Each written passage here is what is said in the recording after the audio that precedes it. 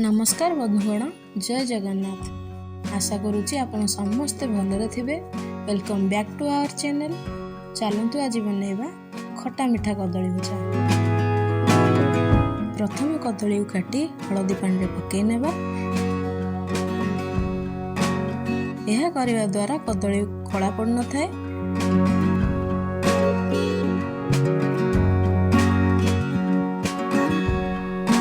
एबे कदली चोपा छड़े नेबा।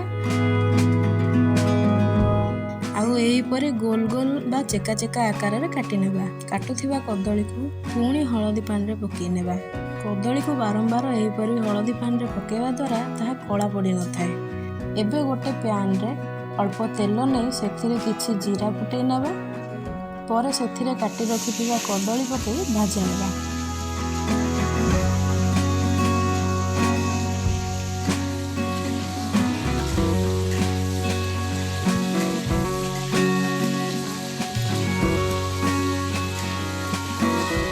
आवश्यक अनुसार लुण और हलदी दे भल भाव मिक्स कर भाजी नेबा।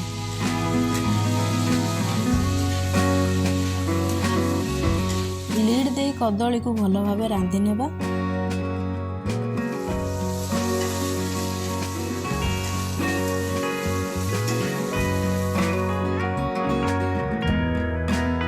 गोटे पात्र रे गोटे चम्मच गुड़ और तेंतुली मंड नहीं से अल्प पानी दे भल भाव मिक्स कर नेबा।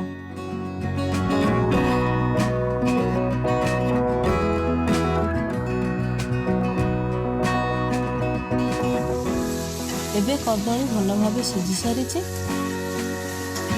अल्प जीरा लंका गुंड ऐड करी मिक्स कर रखिथिबा तेंतुली गुड़ मंड को पकाई नेबा। भल भाव मिक्स कर नेबा।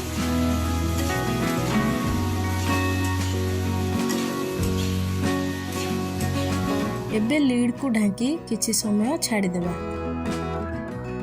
एबे बनीगला खट्टा मीठा कदली भजा।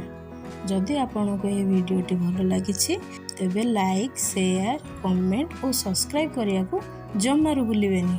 पुणी देखा हबो आउ एक रेसिपी रे। रहुछि नमस्कार।